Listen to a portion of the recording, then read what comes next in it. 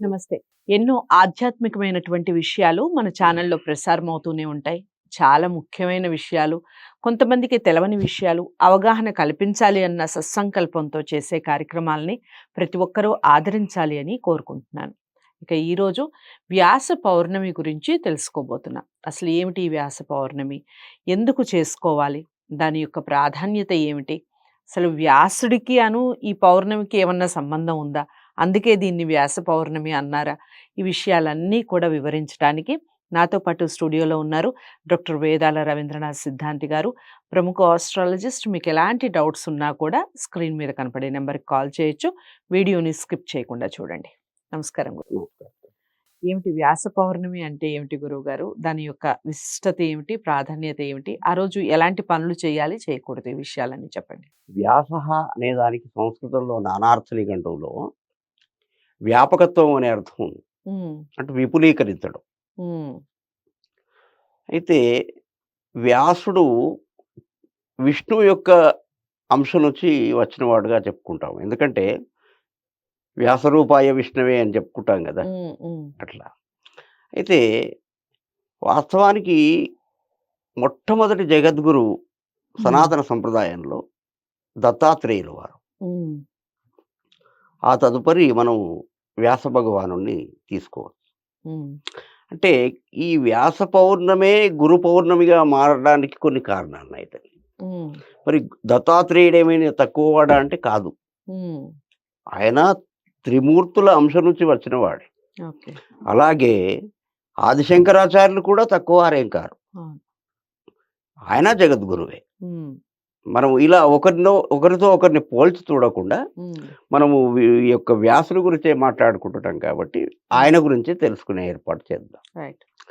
ఈ యొక్క వ్యాసుడు తండ్రి పరాశరుడు. హ్మ్. హ్మ్. వీళ్ళ మూల పురుషుడు వశిష్ఠుడు. హ్మ్.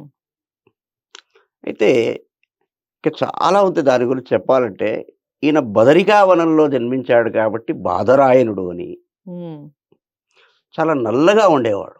హ్మ్. అందుకే కృష్ణద్వైపాయనుడు అంటారాయన. హుహు. వ్యాసం వసిష్ఠనుక్తారం శక్తేః పౌత్రమకల్మషం. శక్తి వీరి తాతగారు. హ్మ్. పరాశరుని కుమారుడీయన. ఈయన కుమారుడు శుకుడు. ఓకే. శ్రీ శుకుడు. హ్మ్. ఇట్లా వశిష్ఠుడి నుంచి వస్తూ ఉంది. హ్మ్. వచ్చిన తర్వాత ఏమైందంటే ఈ వ్యాసుడు ఈ యొక్క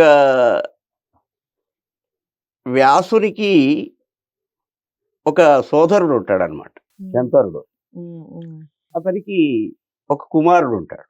హ్మ్. భీష్మ పితామహుడు. హ్మ్. గాంగేయుడు అంటారు. హ్మ్. హ్మ్. గంగకు తనకు జన్మించినటువంటి వాడు. హ్మ్. అయితే గంగ అంటే ఆ గంగ కాదమ్మా. హ్మ్. చాలామంది ఏమనుకుంటారు గంగా నది అనుకుంటారు. హ్మ్. హ్మ్. శంకరుని భార్య. హ్మ్. ఆమె కాదు. హ్మ్. అయితే ఇంకొక విషయం ఏమిటంటే ఆహ్, ఈ దేవతలకు, రాక్షసులకు తండ్రి ఒక్కడే. హ్మ్. తల్లులు వేరు. హ్మ్. అంటే వాళ్ళ లక్షణాలను బట్టి వాళ్ళకి ఆ లక్షణాలొచ్చాయి. ఓకే. తర్వాత ఈమెకు గూడా ఒక ఆలోచనొస్తుందనమాట. ఈ అదితి అనేటువంటిది. అంటే రాక్షసుల తల్లికి. హ్మ్. మంచి జ్ఞానం కలుగుతుంది ఒక సందర్భంలో. హ్మ్.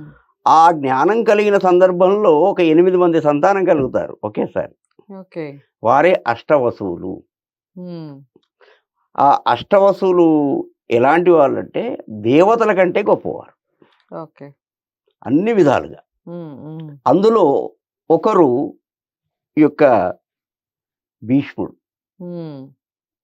అయితే ఆయన తెలియకుండా ఒక వనవిహారం చేస్తూ ఉండగా జలక్రీడలు ఆడుతున్నటువంటి వేరే ఇతర లోకపు కన్యలను చూడడం, వారి యొక్క శాపం తగలడం వల్ల హ్మ్. ఆయన భీష్ముడిగా జన్మించాడు గానీ, ఆయన ఇచ్ఛానుసారి మరణం. అంటే హ్మ్. ఆయనకు మరణం అనేది మరణం లేదు. లేదు. హ్మ్. హ్మ్. ఆయన అనుకుంటేనే చావగలడు. హ్మ్. ఆయనను చంపేవారు లేరు. హ్మ్. మహాభారత యుద్ధం జరుగుతూ ఉంటే అవును.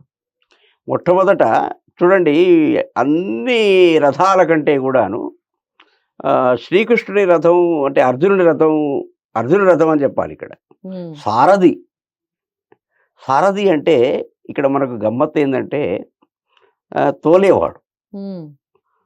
బుద్ధి సారథి చేతిలోనే ఉంటుంది. అవును. కళ్యాలు మనస్సు. హ్మ్. హ్మ్. కళ్యాలు ఉంటాయి గదా! వాటికి. హ్మ్. అది మనస్సు అన్నమాట. ఓకే. ఈ బుద్ధి ఏమో కంట్రోల్ చేసేదన్నమాట. హ్మ్. హ్మ్. ఈ గుర్రాలున్నాయి కదా! 6 హ్మ్. కామ, క్రోధ, లోభ, మోహ, మద, మాత్సర్యం. ఆశ్చర్యాలు. హ్మ్. ఇవి హ్మ్. అరిషడ్ వర్గాలు. హ్మ్. వాటికి ఈ కళ్యాలు అనే మనస్సు. హ్మ్. ఆ మనస్సును కంట్రోల్ చేసే బుద్ధి అనే శ్రీకృష్ణుడు. హ్మ్. అందులో ఆత్మజ్యోతి అర్జునుడు. హ్మ్. అంటే యుద్ధం చేసేవాడు. ఎవరితో? తనపై తానే. హ్మ్. ఇతరులతో కాదు. హ్మ్. తన దుర్గుణాలపై తానే యుద్ధం చేసేటువంటి వాడు. హ్మ్. అరిషడ్వర్గాలపై యుద్ధం చేసేటువంటి వాడు. హ్మ్. తర్వాత మనకు పతాక స్థాయిలో హ్మ్. పతాకంలో నేను నిలబడతాను అని ఆంజనేయ స్వామి ఒక విషయం చెప్పాడు. హ్మ్. హ్మ్. అది దేనికి సంకేతం అంటే అమ్మ, మారుతి అంటే గాలి అని అర్థం. హ్మ్. మారుతము, మలయ మారుతము, మారుతము అంటాము. ఓకే. మలయ అంటే చిన్న అని అర్థం. మలయ హ్మ్. మారుతం అంటే పిల్లగాలి. ఓకే. మారుతం అంటే గాలి. అంటే హ్మ్. పెద్ద గాలి. హ్మ్. మారుతి, మారుతం. అయితే ఇక్కడ మారుతము అంటే ప్రాణము అని అర్థం. ఓకే. ప్రాణవాయువు, ఊపిరి అని అర్థం. హ్మ్. హ్మ్. అయితే ఈ ఊపిరి పైన ఉంది. ఎక్కడ? సహస్రారం పైన ఉంది. ఓహ్! ఇక్కడ. హ్మ్. అంటే ఇదంతా మనం బాగా లోతుగా పరిశీలిస్తే వేదాంతంలో చాలా గమ్మత్తైన విషయాలుంటాయమ్మా. ఏదో హ్మ్. పైపైన చదవడం వేరు. హ్మ్. అయితే ఈ యొక్క వ్యాసుడు ఏం చేశాడు? ఆయన పెద్దవాడయ్యాక విద్యాభ్యాసం అయింది. విద్యాభ్యాసం అయిన తర్వాత ఈ వేదరాశి పూర్వం చాలా ఉండేదమ్మా. హ్మ్. దీన్ని భరద్వాజ మహర్షి అందరికంటే ఎక్కువగా పారాయణ చేశాడు వాస్తవానికి. వ్యాసుడి కంటే ఎక్కువగా పారాయణ చేసిన వాడు భారద్వాజ మహర్షి. హ్మ్. అయితే కొంత దొంగిలింపబడింది. అప్పుడే వరాహమూర్తి అవతారము హ్మ్. వచ్చింది. అలాగే కొంత రాక్షసుల చేత అవి నశింపబడ్డాయి. ఓకే. ఇప్పుడు మన వేదాల్లో కూడా కొన్ని శాఖలు దొరకడం లేదు మాకు. హ్మ్. హ్మ్. అవి ఇంగ్లీషుల వారి కాలంలో, డచ్చి, ఫ్రెంచ్ వారి కాలంలో, మొఘలుల కాలంలో కాల్చివేయబడ్డాయి. ఇప్పుడు అవి దొరకడం లేదు. అవి హ్మ్. మానవ లిఖితాలు కావు. హ్మ్. హ్మ్. అపౌరుషేయాలు. ఓకే.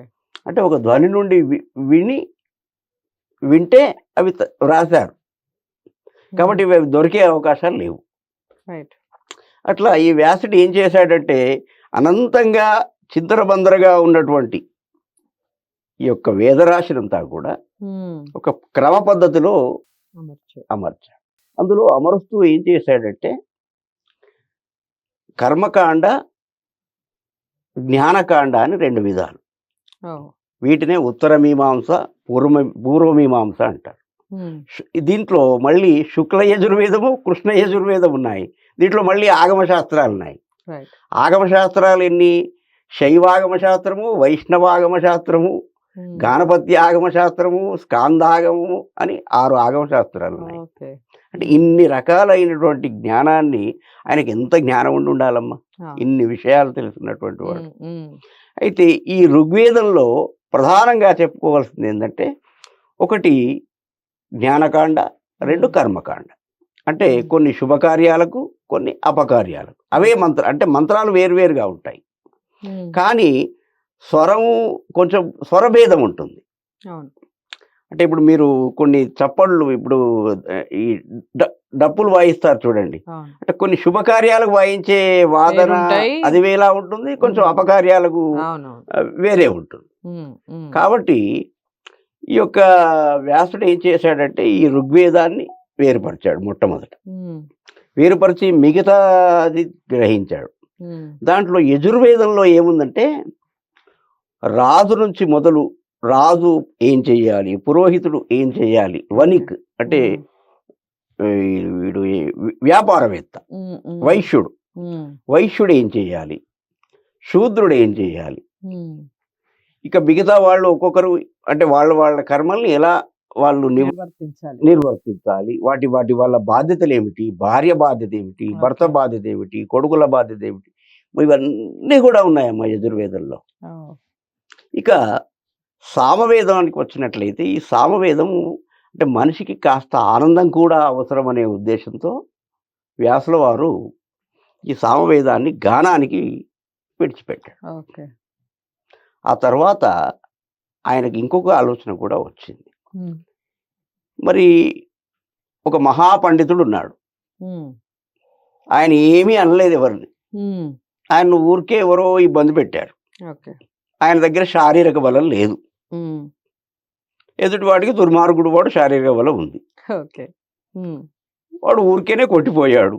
హ్మ్. ఈయనకు వాడి ఇంటికి వెళ్లి కొడదామంటే బలం సరిపోదు. హ్మ్. అప్పుడు హ్మ్. ఎట్లా హ్మ్. అని ఆలోచన చేసి దాంట్లో మంత్ర, యంత్ర, తంత్ర రహస్యాలను రాశాడు. ఓకే. అందుకే బాగా తెలిసిన వారు ఏమంటారంటే బ్రాహ్మణ్ణి మించిన మంత్రకాడేవారు లేరు. హ్మ్. ఎందుకంటే అది ప్రతిదీ ఉందమ్మా దాంట్లో. రైట్. పూర్వకాలంలో అంటే ఇది నేను ఈ ఈ మాధ్యమంగా చెప్పొచ్చో లేదో కానీ వెంట్రుకలు ఉంటాయి గదా! ఇప్పటికైనా మీరు వెంట్రుకలు దూసుకున్న తర్వాత వాటిని రౌండ్‌గా చేసేసి అని అంటారు. హ్మ్. ఉమ్మేసినట్టుగా చేస్తారు. హుహు. అంటే పారకుండా ఉండడానికి. ఇప్పుడు ఓకే. అట్లాంటి వారు లేరు గానీ హ్మ్. హ్మ్. హ్మ్. చెప్తున్నాను. రైట్. ఈ హ్మ్. అలా వెంట్రుకలు అమ్మకూడదు గూడా. ఓకే.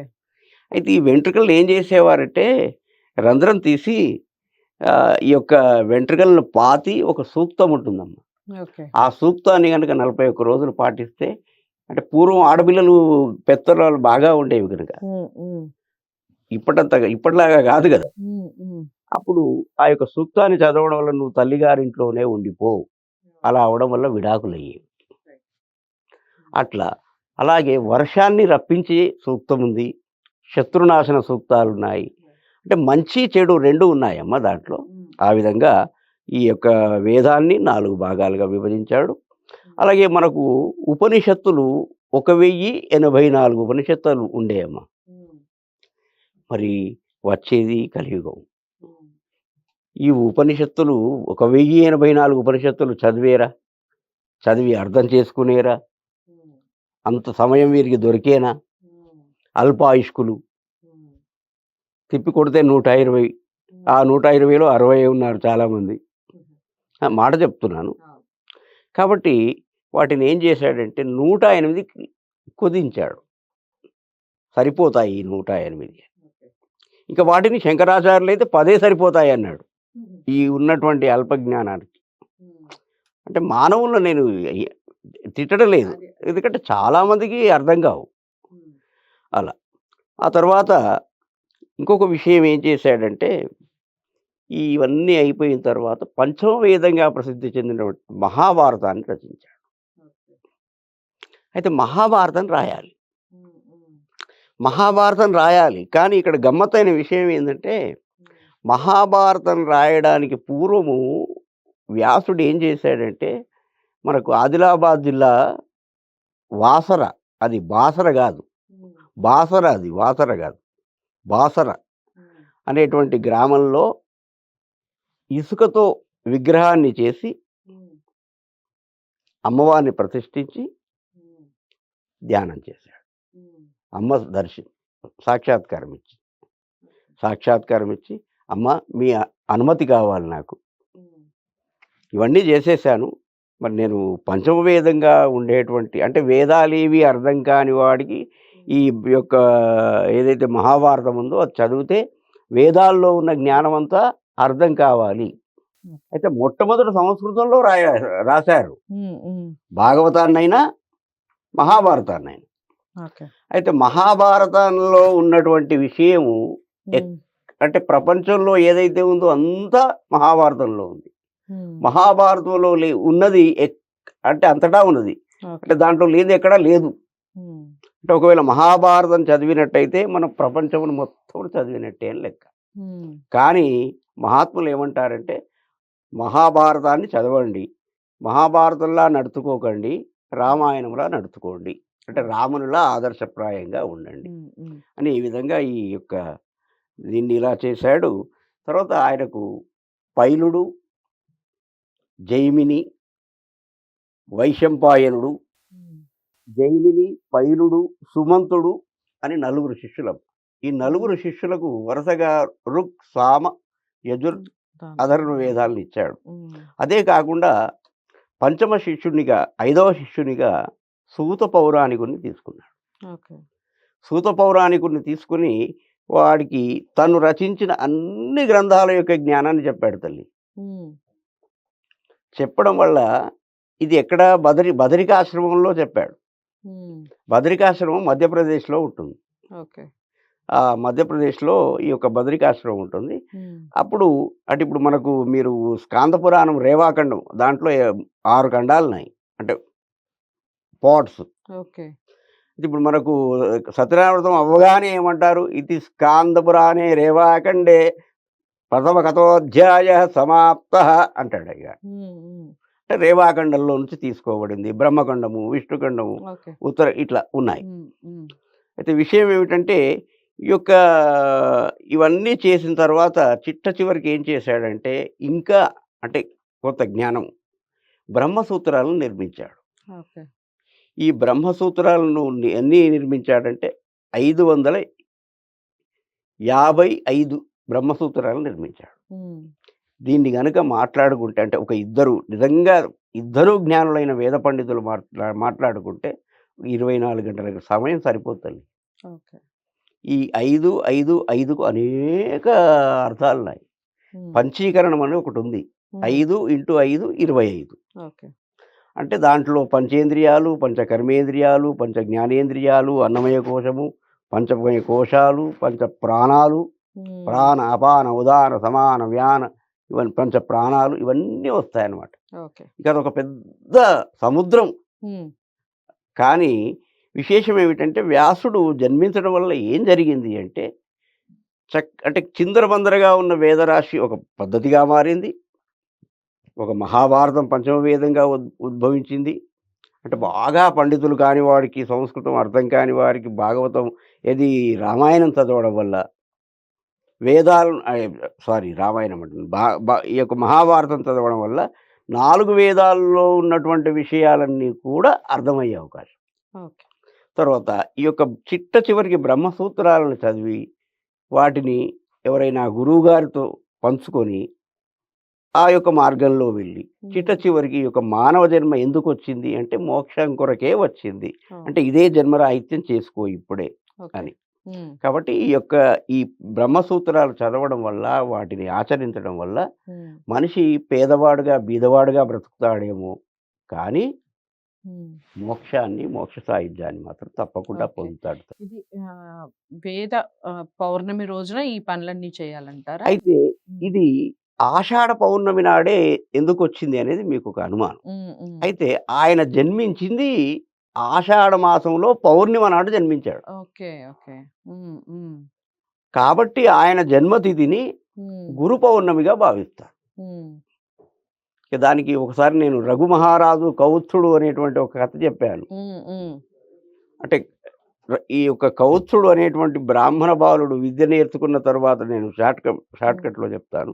హ్మ్. విద్య నేర్చుకున్న తర్వాత గురుదక్షిణ అడుగుతాడు. హ్మ్. ఊరికే వీడు ఇస్తాడా? నేను తీసుకుంటానా? అని ఏదో ఊరికే అడుగుతాడు గురువుగారు. హ్మ్. ఏమి ఒక బలమైన ఎత్తైన మనిషి ఏనుగపై నిలబడి బలంగా పైకి విసిరితే ఆ కాయిన్ ఏదైతే కాయిన్ ఉంటుందో హ్మ్. బిల్ల, బంగారు బిల్ల హ్మ్. ఎంత దూరం వెళ్తుందో అంత ఎత్తు ధనరాశి కావాలంటాడు. హ్మ్.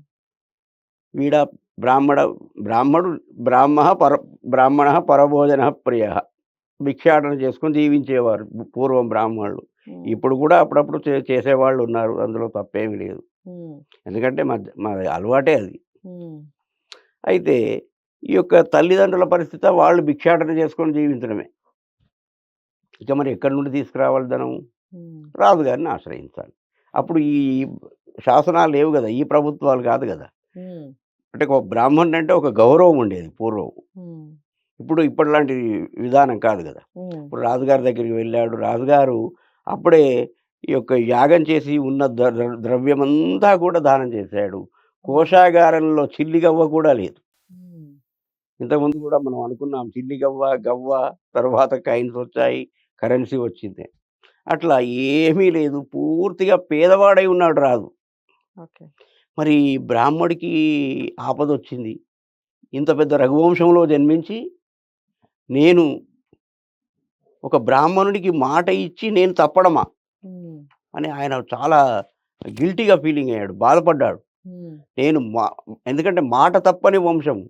హ్మ్. అందుకే మనకు హిందీలో 'రామచరితమానస్‌లో' ఒక దోహేలో ఒక భాగం హ్మ్.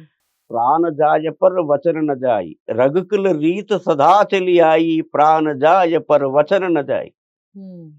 అంటే రఘుకుల వంశము ఎలా నడుస్తూ వచ్చిందట పూర్వము అంటే, ప్రాణం వెళ్ళిపోయినా సరే, కానీ మాట తప్పని వంశమట.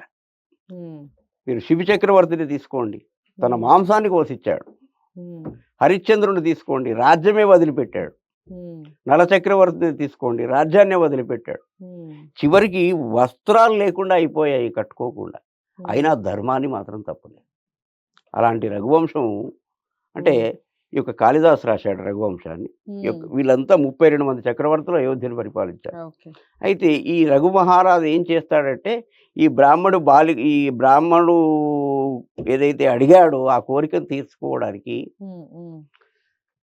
ఉత్తర దిక్పాలకుడైనటువంటి కుబేరుడున్నాడు గదా! హ్మ్. కుబేరుడికి కబురు పంపుతాడు. హ్మ్. కుబేరా, నేను హ్మ్. యజ్ఞం చేశాను. హ్మ్. ధనం కోశాగారంలో ఏమీ లేదు. హ్మ్. మరి నాకిప్పుడు ఒకడే మార్గం తోస్తుంది. నీపైకి లేదా ఇంద్రుని పైకి యుద్ధానికి వెళ్ళాలి. హ్మ్. మరి నీ సమాధానం పంపిస్తే నేను తదుపరి ఆలోచన చేస్తాను అన్నాడు. హ్మ్. వాడు భయపడిపోయాడు. ఎందుకంటే బాగా కూర్చొని ఇప్పుడు ఎక్కువ బుర్రలుంటాయి షావుకారులకు, బ్రాహ్మణులకు అని ఇంతకుముందు ఒకసారి చెప్పినట్టు గుర్తు. హ్మ్. అయితే వాడిది పోరాడే తత్వం కాదు. హ్మ్. యక్షుడు, హ్మ్. రావణుని అన్న. హ్మ్. కుబేరుడు మన కుంభకర్ణుడు రావణుని తమ్ముడు. ఈ యొక్క ఎవరైతే కుబేరుడున్నాడో వాడి అన్న. హ్మ్. రావణుని అన్న. అసలు లంకను నిర్మించుకున్నది కుంభకర్ణుడు. హ్మ్. వాడి నుంచి లాక్కున్నాడు రావణుడు. ఓకే. అంటే ఇవన్నీ జనాలకు కొన్ని తెలియాలి ఓకే. అనే ఉద్దేశంలో చెప్తున్నాను. షార్ట్‌కట్‌లో చెప్పేస్తారు అయిపోతుంది. హ్మ్. హ్మ్. అయితే ఈ యొక్క రఘుమహారాజు దూత వెళ్ళి అక్కడ చెప్పాడు. హ్మ్. చెప్పగానే ఆయన భయపడిపోయాడు. హ్మ్. రఘుమహారాజులతో మేము యుద్ధం చేసి గెలిచేంత వాళ్ళం కాదు. హ్మ్. కాబట్టి అప్పుడు ఆయన ఒక దూతను పంపాడు మళ్ళీ ఆ దూత వెంబడి. హ్మ్. ఒక లేఖనిచ్చి, అయ్యా హ్మ్. మేము మీతో యుద్ధం చేసేంత గొప్పవాళ్ళం కాదు. హ్మ్. మీ యొక్క రాజ్యంలో బంగారు వర్షం కురిపిస్తున్నాను. ఓకే. ముఖ్యంగా మీ కోశాగారం అంతా నిండేటట్టుగా ఈ యొక్క బ్రాహ్మణ బాలుడి కోరిక తీరి మీకు సర్వము అంటే మీ యజ్ఞంలో కోల్పోయిందంతా మిగిలేటట్టుగా ఇస్తాను అన్నాడు. ఓకే. అలా ఆ గురువుగారికి దానం చేశాడు. హ్మ్. తిరిగి ఆ గురువుగారి యొక్క గొప్పతనం చూడండి. ఆ గురువుగారు ఏం చేశారు, రాజా హ్మ్. మాకెందుకండి. హ్మ్. మేము ఏదో కందమూలాలు తిని అడవిలో ముక్కు మూసుకొని తపస్సు చేసేవాళ్ళం. ఈ ధనం మీరు రక్షించండి. మీరు రక్షించాలి. మాకు బలం ఎక్కడిది రక్షించడానికి. హ్మ్. కాబట్టి ధనాన్ని రక్షించేవాడి దగ్గరే ధనం ఉంటుంది. విద్యను రక్షించేవాడి దగ్గరే విద్య ఉంటుంది. బలాన్ని రక్షించేవాడి దగ్గరే బలం ఉంటుంది తల్లి. ఓకే. హ్మ్. అలా ఈ యొక్క వ్యాసుడు చాలా పనులు చేశాడు. కాబట్టి ఆ రోజు ఏం చేస్తారంటే ఈ ఆషాఢ పౌర్ణమి నాడు గురు పౌర్ణమి అంటారు. హ్మ్. వ్యాస పౌర్ణమి నాడు. ఓకే. ఆ రోజు ఏం చేస్తారంటే వాళ్ళ గురువులను ఇప్పుడు నేనున్నాననుకోండి. హ్మ్. నా గురువుగారిని హ్మ్. నేను ఏదో శాల్వాతోనో, వారికి వస్త్రాలిచ్చో సత్కరించి వారి పాదాలకు నమస్కారం చేసి ఎందుకంటే గురువు ఎలాంటి వాడో ఒక శ్లోకంలో చెప్తాడు. హ్మ్. అజ్ఞానతిమిరాంధస్య అజ్ఞానతిమిర అందస్య హ్మ్. విడదీసి చెప్తున్నాను నేను హ్మ్. అర్థం కావడానికి. హ్మ్. అజ్ఞానతిమిరాంధస్య జ్ఞానాంజన శలాకయా హ్మ్. చక్షురున్మీలితం ఏన తస్మై శ్రీ గురవే నమః. హ్మ్. అంటే అజ్ఞానం అనేటువంటి చీకటితో మనం కప్పుకొని ఉన్నటువంటి కళ్ళు ఏవైతే ఉన్నాయో వాటికి శలాక అంటే అర్థం ఏమిటంటే సీసపు కడ్డి, పొడువుగా ఉన్న సీసపు కడ్డి. హ్మ్. దానితో అంజనం అంటే ఆయుర్వేద మందు హ్మ్. ఈ కన్నులకు పూస్తారు. హ్మ్. ఇప్పుడు మనకు పూర్వము జీవదయ నేత్ర ప్రభ అని వచ్చేది. అది కన్నులకు పూస్తే కన్నులు మంచిగా కనిపించేవి. హ్మ్. అలా అజ్ఞానము తొలగించి జ్ఞానదీపాన్ని వెలిగించేటువంటి గురువు. ఓకే. అలాంటి గురువుకి చక్షుః అంటే కళ్ళు. హ్మ్. ఉన్మీలితం అంటే వికసింపచేసేవాడు. హ్మ్. మన కన్నులను తెరిపించేవాడు అంటే నా కన్నులు తెరుచుకున్నాయి అంటాం. కన్నులు తెరుచుకోవడం అంటే కన్నులు తెరుచుకోవడం గాదు. జ్ఞానం. మన జ్ఞానోదయం కలిగింది అని అర్థం. హ్మ్. హ్మ్. అలా చక్షురున్మీలితం హ్మ్. ఏన అలాంటి ఉమ్, గురువు గారికి ఉమ్. తస్మై గురవే గురవే నమః. నమః. అలాంటి గురువు గారికి ఉమ్, నమస్కారం, నమస్కారం, నమస్కారం. ఓకే. ఇది చాలా వ్యాస చాలా చక్కగా వివరించారు గురువుగారు. అదండి, మామూలుగా వ్యాస పౌర్ణమి అంటే ఏమిటి? అసలు దాని వెనకున్న వృత్తాంతం ఏమిటి? ఆ కథ విశిష్టత ఏమిటి అని తెలుసుకుంటూనే, ఆ రోజు చేయవలసిన పనులు ఏమిటి? ముఖ్యంగా గురువుగారిని ఏ విధంగా సత్కరించుకోవాలి? ఈ విషయాలన్నీ కూడా ఈ వీడియో ద్వారా తెలుసుకున్నాం. వీడియోని చక్కగా చూడండి. ఇంకా ఏమైనా డౌట్స్ ఉంటే కామెంట్ బాక్స్‌లో తెలియచేయండి. ఇలాంటి విషయాల గురించి మరింత సమాచారం కావాలి అనుకున్నా, లేకపోతే జ్యోతిష్యానికి సంబంధించి ఎలాంటి విషయాలు కావాలి అనుకున్నా, స్క్రీన్ మీద కనపడే నెంబర్‌కి కాల్ చేస్తే డాక్టర్ వేదాల రవీంద్రనాథ్ సిద్ధాంతి గారు మీకు అపాయింట్మెంట్ ఇవ్వడం జరుగుతుంది. మీకు ఎటువంటి డౌట్స్ ఉన్నా కూడా క్లారిఫికేషన్ లభిస్తుంది. ఇలాంటి మరిన్ని మంచి వీడియోస్‌తో మళ్ళీ మీ ముందుకొచ్చే ప్రయత్నం చేస్తాను. అంతవరకు సెలవు. నమస్తే.